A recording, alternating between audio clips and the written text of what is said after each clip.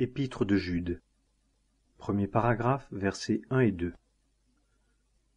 Jude, esclave de Jésus-Christ et frère de Jacques, aux appelés, bien-aimés en Dieu le Père et conservés en Jésus-Christ. Que la miséricorde et la paix et l'amour vous soient multipliés. Deuxième paragraphe, versets 3 et 4. Bien-aimés, quand j'usais de toute diligence pour vous écrire de notre commun salut, je me suis trouvé dans la nécessité de vous écrire afin de vous exhorter à combattre pour la foi qui a été une fois enseignée aux saints. Car certains hommes se sont glissés parmi les fidèles, inscrits jadis à l'avance pour ce jugement, des impies, qui changent la grâce de notre Dieu en dissolution, et qui renient notre seul Maître et Seigneur Jésus-Christ. Troisième paragraphe, versets 5 à 16.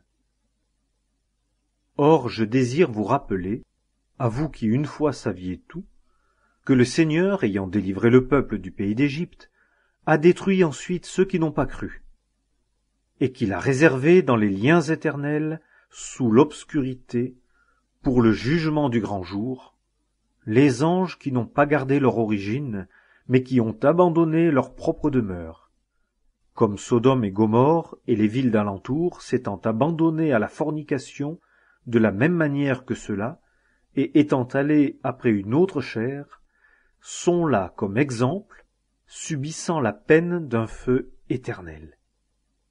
De la même manière, cependant, ces rêveurs aussi souillent la chair, et méprisent la domination, et injurient les dignités.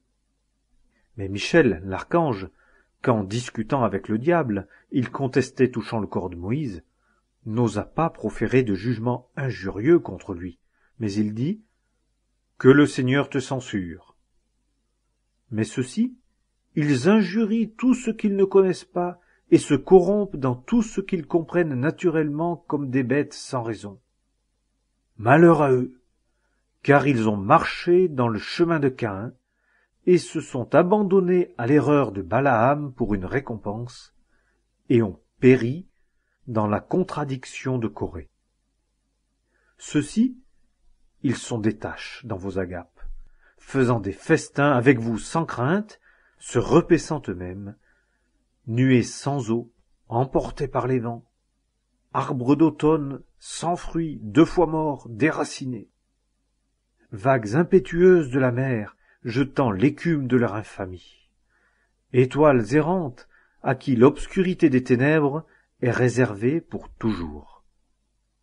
Or Enoch aussi, le 7e depuis Adam, a prophétisé de ceci en disant « Voici, le Seigneur est venu au milieu de ses saintes myriades pour exécuter le jugement contre tous et pour convaincre tous les impies d'entre eux de toutes leurs œuvres d'impiété qu'ils ont impiment commises, et de toutes les paroles dures que les pécheurs impies ont proférées contre lui.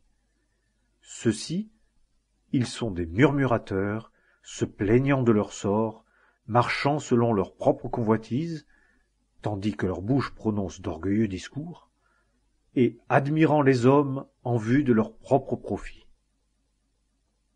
Quatrième paragraphe, versets 17 à 23.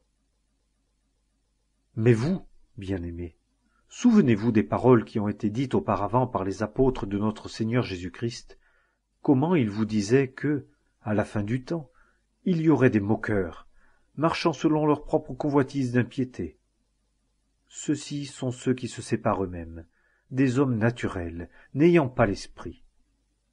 Mais vous, bien-aimés, vous édifiant vous-même sur votre très sainte foi, priant par le Saint-Esprit, conservez-vous dans l'amour de Dieu, attendant la miséricorde de notre Seigneur Jésus-Christ pour la vie éternelle. Et les uns qui contestent, reprenez-les. Les autres, sauvez-les avec crainte, les arrachant hors du feu, haïssant même le vêtement souillé par la chair. Cinquième paragraphe, versets 24 et 25.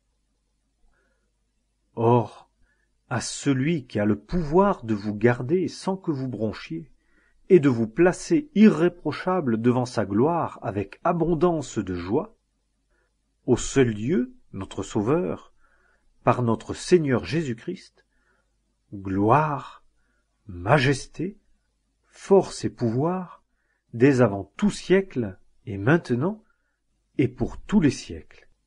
Amen.